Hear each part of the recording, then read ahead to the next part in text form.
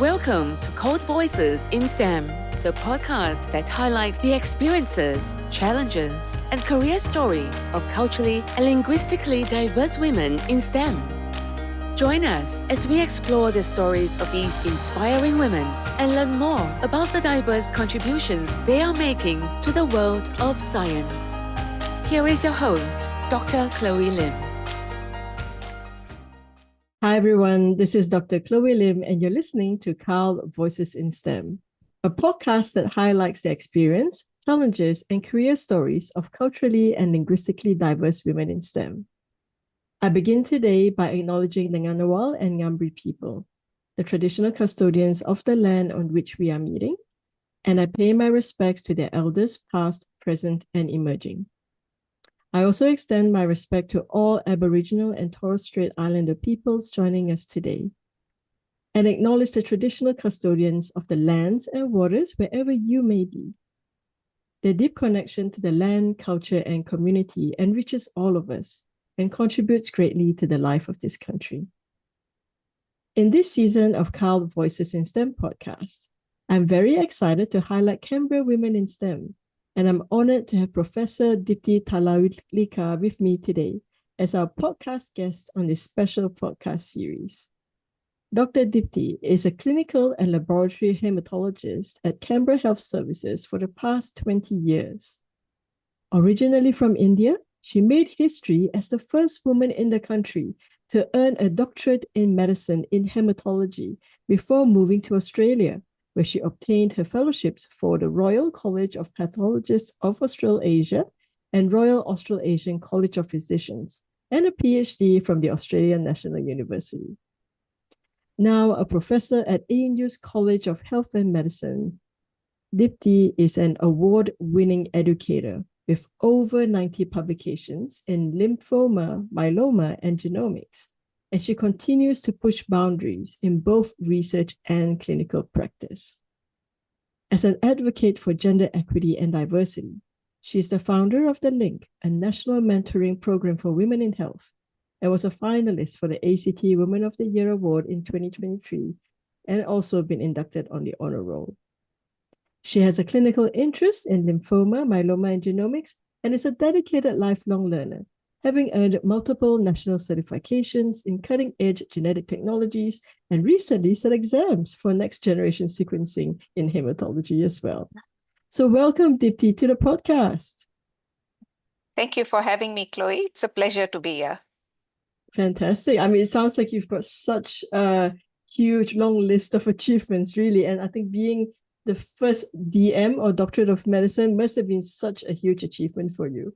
So can you share a little bit more about how did you get into medicine? And what was it that made you interested in STEM? So I think coming from India, and perhaps this is the story in a lot of developing countries, but often academic achievement or the ability to achieve in an academic setting is by default, you get pushed towards science stream there. That is changing, fortunately, now with more people taking up arts and commerce streams as well. But certainly when I was growing up, that was the sort of default position. So I guess I ended up in science more by default than by anything else. But also, again, this is true for a lot of people of my generation. My parents grew up in post-independence India, and there was a lot of emphasis on giving back to the community, on building the country. And my dad was, and still is, he's still a practicing pathologist. So I guess that seemed like a good way to contribute to the community and to people at large. So would you say that your the parental influence was actually quite strong in this one? And was there at any point where you feel like you wanted to do something else, or you just, as you got into pathology, you're like, oh my gosh, this is quite an interesting subject and I just want to keep going?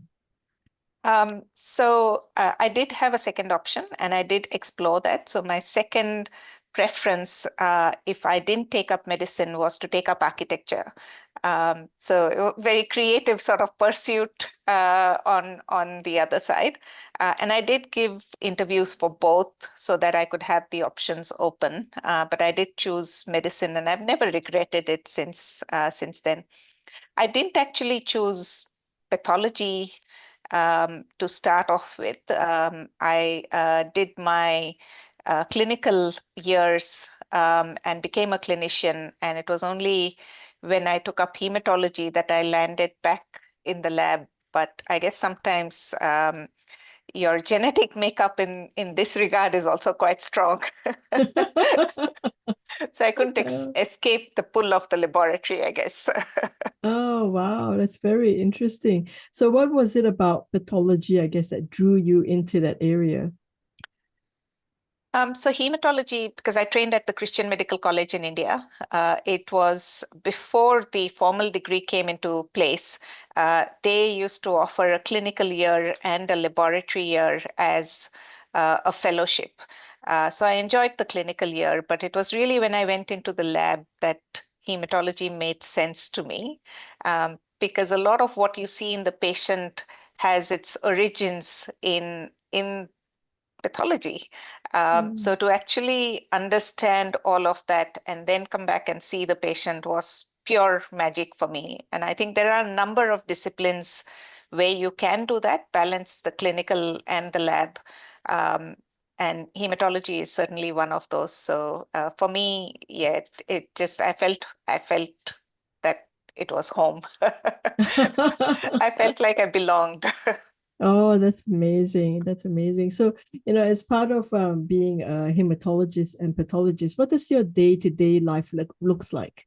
Yeah, so it's very interesting because we can actually, as hematologists that straddle clinical and laboratory medicine, we can see a patient, um, hear their story, think about what they might have that might be causing their symptoms, perform some tests, go into the laboratory, have a look at the results, have a look at the slides under the microscope, have a look at the genetics of the disease, make a definitive diagnosis, and come back to the patient and actually treat the patient with anti-cancer therapy or novel therapeutics or whatever.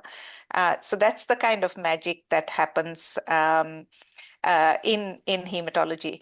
And I think the other advantage of hematology is because the blood cells are so readily accessible, we also have the advantage of leading the way in research. A lot of the genetic advances that have happened in diagnostics and in understanding the pathogenesis of cancer have started in hematology. And I think it's just because you can harvest the cells so much more easily from the blood than doing a biopsy and getting solid tumor Mm. tissue. Yeah, absolutely. I think I remember when I was working in medical research, we were looking at circulating tumor cells and really Yeah. looking into blood, getting the blood sample so that you can find and I guess enumerate how many of these cells are actually in there to see what sort of prognosis that you can give to the patient. Yes, So I absolutely. think that's an amazing amazing breakthrough with that technology without having to use such an invasive procedure such as a Yeah. biopsy, isn't it? Yeah, absolutely. Yeah. So I mean, you've shared a little bit about the advances that are happening in genetics and also that links with hematology. Was there a specific project or achievement that you're particularly proud of in your STEM career? Um, I think all of us need to think of our journey as something to be proud of. There are so it's you might remember a few defining moments, and I'll talk about them in a minute. But it's not just those achievements that define us. Often it's the failures more than the achievements. So I think those lessons that we learn along the way are quite important. So I just wanted to put that out there. Um, so in terms of actual achievements, I was pretty chuffed to get a gold medal in MBBS. I like you mentioned, I was the first woman to formally qualify as a hematologist in all of India, across the 1.4 billion population there. So that's something that gives me a bit of satisfaction. I think also learning to adjust to professional life in Australia, it's not something that you can really quantify as an achievement, but that's been pretty important in my journey as well. And I think really being grateful to be able to contribute to science through my research, um, starting with the PhD that I did at the Australian National University, like you, being able to teach and win awards, like you mentioned. And also, I think being able to remain future focused in terms of focusing on genomics as a key part of cancer management. But also, when I was doing my PhD, I set up a tissue bank. So it's a it's kind of a bank in a way where we store samples with patients' consent, and we make that available to researchers across the country. And so we've ended up supporting 16 to 18 projects, I would say, including 5 to 7 PhDs from across the country. We've managed to publish close to 30 papers from that bank. So I thought that was quite future focused, something I'm really proud of. And like you mentioned, getting the certification recently in genomics. And I tell you, it's really hard to give exams once you're at a slightly senior level and older. Oh my gosh. Yeah, no, I can understand that. I don't think I want to be sitting for exams now as well. So, Yes. so tell me more about that certification that you did, that exam that you did. What was it for? So, diagnostic laboratories across the world, and certainly in Australia, are recognizing the importance of genomics in in disease, and especially in cancer. But it's not just true for cancer; it's for a whole range of diseases. And then I think when we sit our fellowship exams and get our papers as doctors and as specialists, there is the assumption that we know about these things. But as knowledge keeps expanding in that area, it became clear to the pathology college that that's not necessarily the case. And they felt that extra learning and time was required in a structured fashion to actually be allowed to report genomic studies. So that's how they have come out with the criteria. And those criteria meet the requirement for accreditation of laboratories. So you need to have that certification to be able to supervise laboratories that put out these results. So Canberra is a small jurisdiction. So that is the reason I sat the exam. Yeah, and it's quite tricky. I did work with next generation sequencing when I was doing my Yeah. PhD actually. Yeah, so Yeah. I had to analyze some of the data, the sequencing data using bioinformatics, and it's really a whole different language, learning how Yes, to do these things. And so absolutely. yeah. And I think there is a difference between the research setting and the clinical setting. So in the clinical setting, you want to be absolutely sure of the results that you put out. There is a lot more structure and more boundaries around what you report, whereas research is more exploratory, as you know. So you can come up with novel findings. So yeah. Yeah, absolutely. I guess especially if they're being used as diagnostic tests, then you want to make sure that the markers that you're looking for are clearly definitive for that specific condition or disease that you are studying or you are looking at. So Absolutely. yeah, that's fantastic. So I mean, I want to pick up on one of the things that you mentioned as an achievement, which is actually settling in as a professional in Australia, and how that could potentially be a challenge for you, perhaps. Would you mind sharing a bit more about your experience around that? Sure. Um, So I think coming in as a migrant to a new country that is so different from your country of origin, it's just sort of navigating the cultural differences between those two places. I guess initially you sort of struggle to fit in, and uh, I guess it was a real journey for me to realize that it's okay to be who you are, and you don't necessarily need to fit into a particular mold. We create the mold every day, all of us together. And I think celebrating who you are and being authentic and actually recognizing the skills and the strengths that you bring to um, to your professional life or to your life in general is something very important when you're settling in a new place. But also, I think it's important to navigate the differences with grace, because a lot of times there is just a difference in the way we think or the way we communicate. And this is true for not just me, it's across the board, right? We have people from 170 countries living in Australia, and each one Mm, has a different way of thinking mm, and working. And yeah. it's actually sort of navigating that diversity and still remaining true to your own values and Mm, who you are. mm. So Does what that would make be, sense? yeah, I mean, it's a sort of journey that I had to go through myself as well, Yeah. because yeah, I'm originally from Malaysia, and although I lived in New Zealand before I moved to Australia, I mean, I still found it challenging to fit in uh, with the New Zealand culture. And then when I came to Australia, I also struggled with being myself. I mean, I always tell Yeah. this story of how I actually thought of taking Australian accent classes so that I sound more Australian. Yeah. Yeah, And I it's sort can. of these sort of things that kind of makes you question, I guess, your cultural identity Yeah. and who you show up every day, or how you show up every day.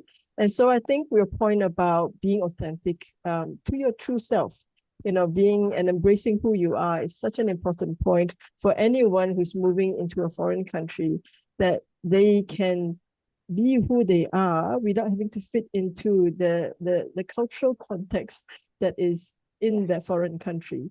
But then they can bring that diversity and sort of bring more to that community, really, because of how diverse you are. Yes, but I think it is a give and take. So it is also important to actually recognize that there are differences on both sides, even in the way we perceive things as migrants. And just being that having that extra bit of kindness or grace, if you want to call it that, around potential areas of conflict. Um, Mm, I think that's very important, because a lot of times the questions that get posed to you that might sound offensive, or that you might be posing to others that might sound offensive, are just different ways of communicating and mm, might actually come from a place of genuine curiosity.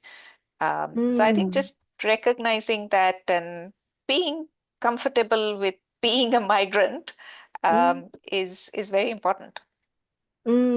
Yeah. And I like what you said about coming from a place of genuine curiosity, because I think a lot of the times what we see is people are quick to judge when things are not, in alignment with what they think or in alignment with their values. But that perhaps an approach that we all can take is Yeah. to listen without judgment and to be Yeah. curious about perhaps the person's story or the person's background or experience, or perhaps there's something that that's impacting them at the moment, and they are not really being their true self at that point in time as well. So having Yeah. that extra grace and kindness, I think, really goes a long way for everyone in every aspect of their life. So that's fantastic. Thanks for sharing that. Yeah. Now I'm curious about, like, I mean, you talked about that challenges of being a migrant. Do you see any specific challenges in your area of work, professional work, perhaps either as a woman in STEM or as a culturally diverse woman in STEM? I think that those challenges and hurdles are true for everyone. So it's not specific to one workplace. And I guess you have that sensitivity around the otheredness, or being made to feel like an outsider sometimes. So it can be an issue. I can't say that I have. So for me, it's been a journey to actually work with myself and uh, figure out what my internal challenges are, to fit in, contribute to the workplace. Um, so I guess all of us do struggle a little bit with making being made to feel like an outsider because we don't have the networks here as much. And there are those differences that I spoke of as well. We look different, we talk differently, we think differently, we work differently. But I think there's also, as part of the journey, there's the acceptance, and some of it comes with age, that there are some things that you can change, and you should try and change those. But equally, there are some things that are and perhaps not for you to change. Um, so it is such a privilege to be where you are, and to contribute professionally in the manner that you are contributing. So I think perhaps we come from cultures in developing countries of really pushing yourself and pushing the boundaries, and Australia is different.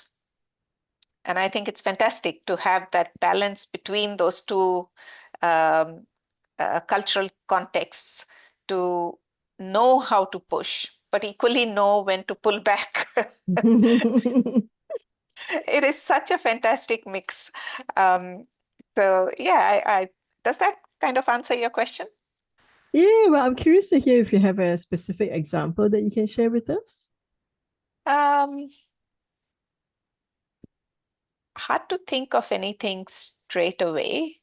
Mm. Um, So a time where perhaps, you're pushing for something to go ahead, but then someone says that perhaps, oh, we may need to reconsider. I'm not sure. I guess I'm trying to draw out an instance where I think you talked about things that you can change and things that you cannot change. Maybe yeah. there's something around what you've So experienced. Yeah. So not me specifically, but I might talk about, because I run this Link and Grow mentoring program. Mm. And through that mentoring program, I've met and heard stories of a lot of women in health and medicine from across the country. And when you are mentoring someone, you hear their whole story, and the problems that are facing.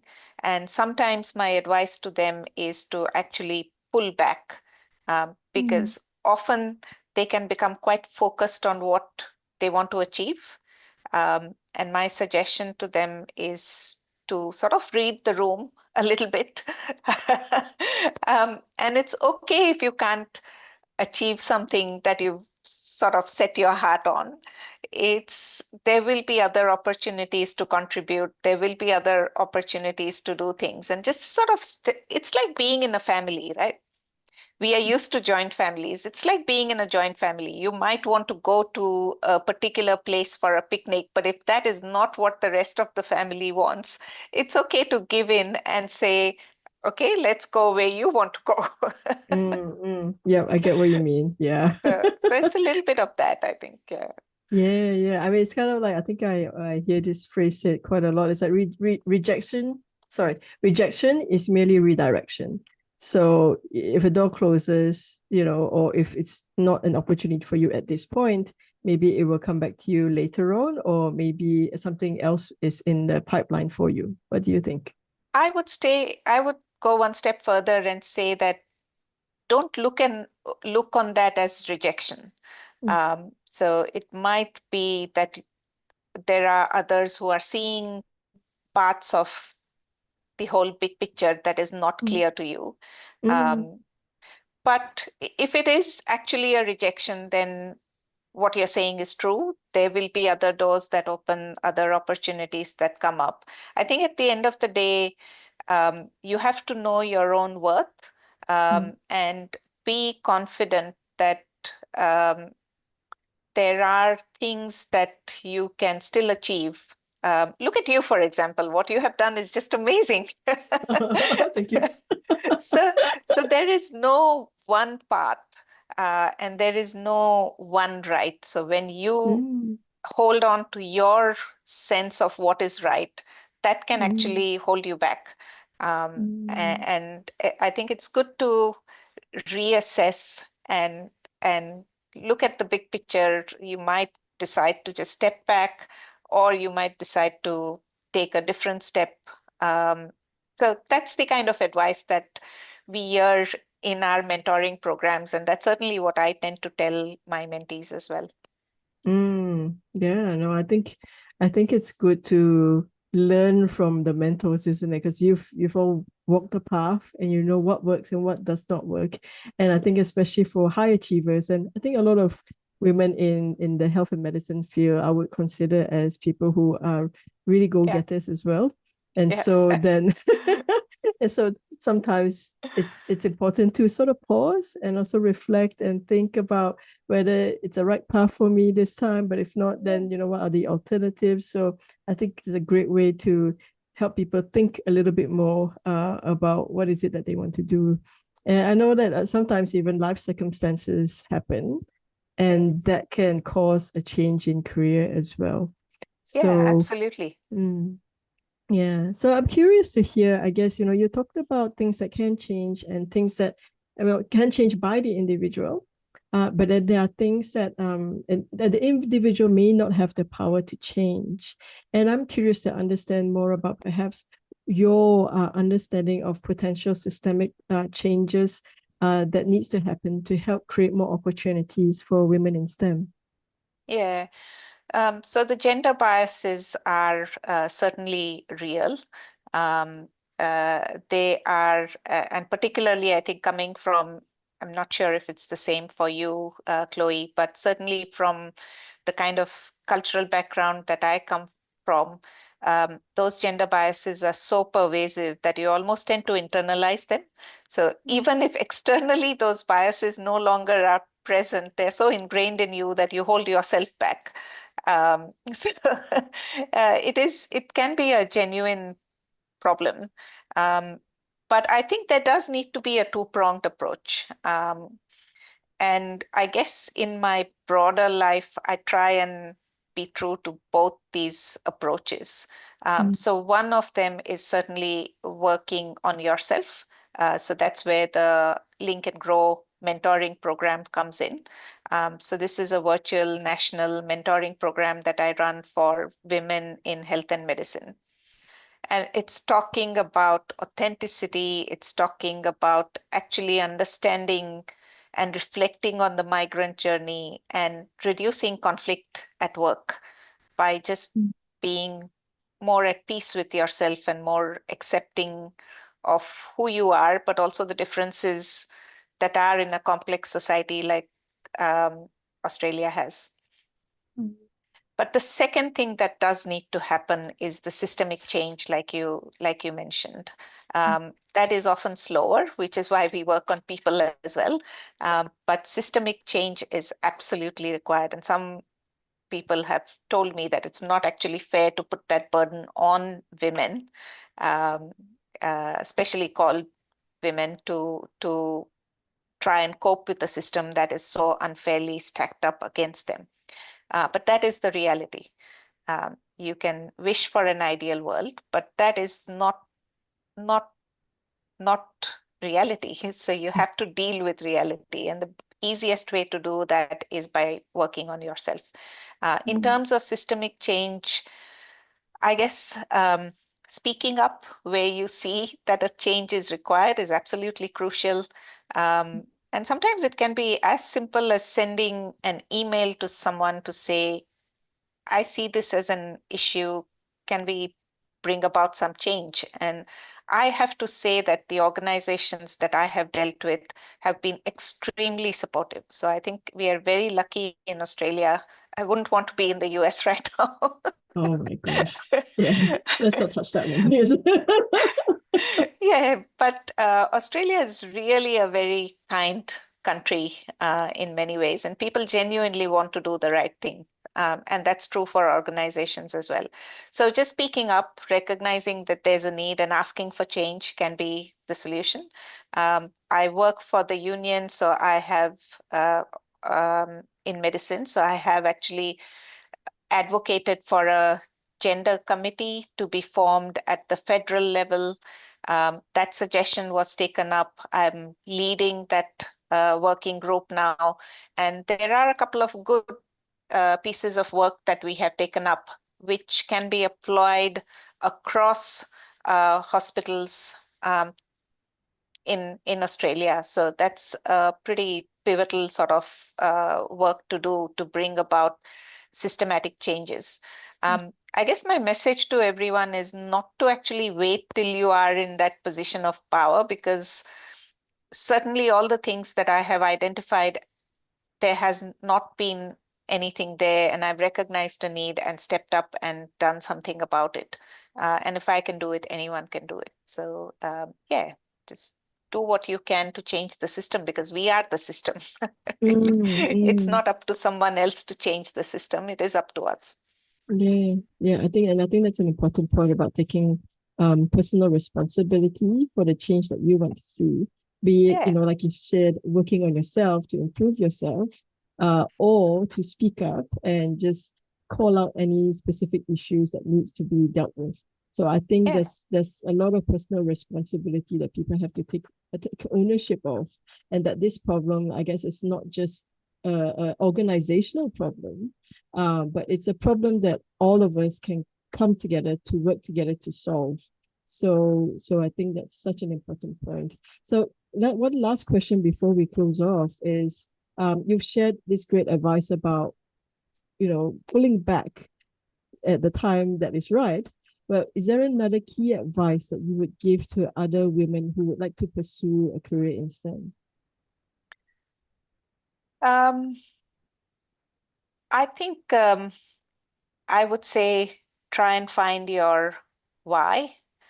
Um, why you want to do what you want to do, how that connects with your values, and also strengths and weaknesses. So I found during my journey, the biggest problem was just getting on the hamster wheel and not having the time to think about not just the content in hematology and what I need to learn and things like that, but also what I want to do with my life.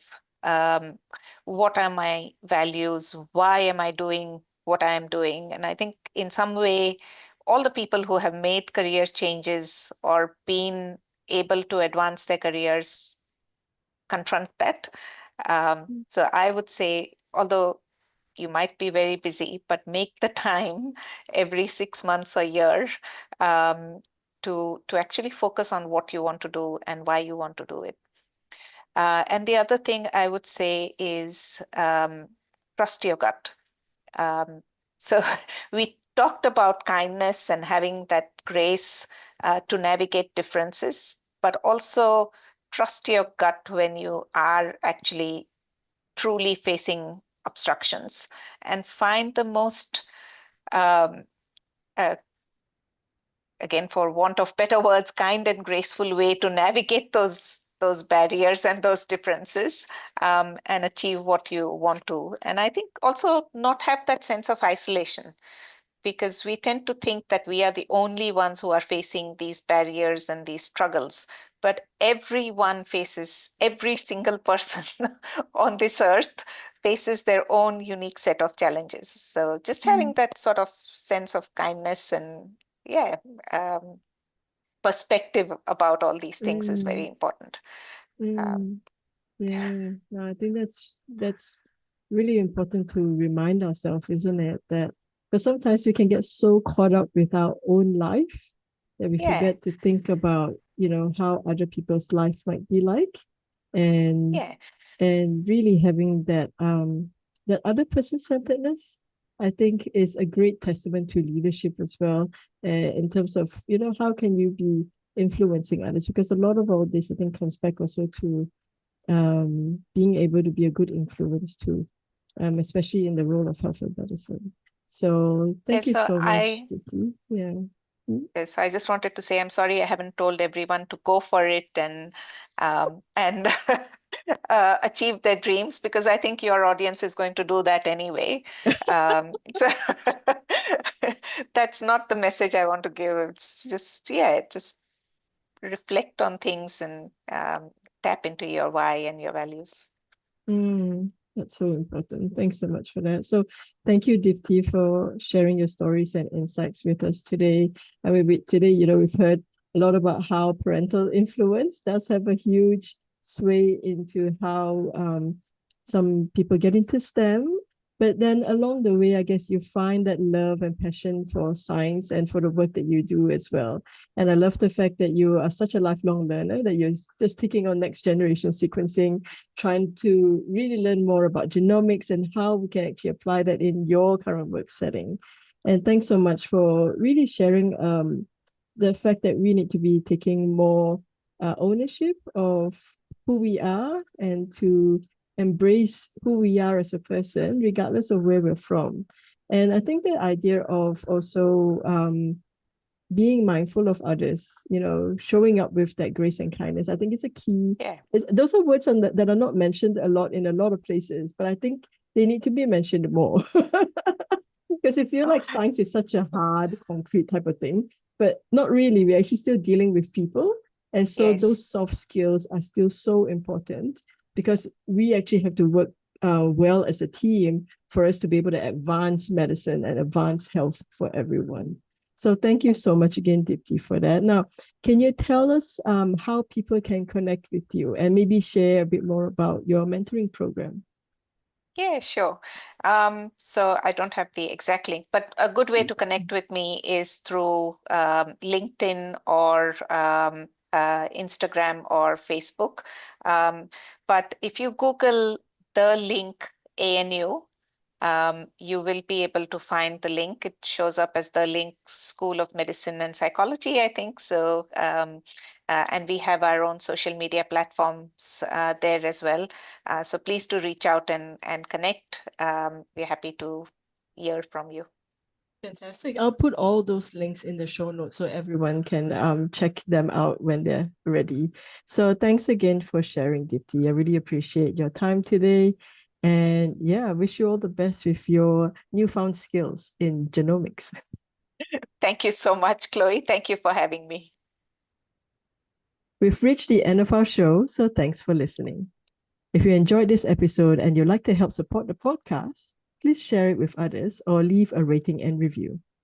If you have any questions about the things we covered in the show, or would like to follow my projects, please find me on Instagram and LinkedIn. Thanks for tuning in today, and I'll see you at the next episode. Thanks for listening to the Code Voices in STEM podcast. Get the show notes, links, and resources from today's episode by visiting drchloelim.com.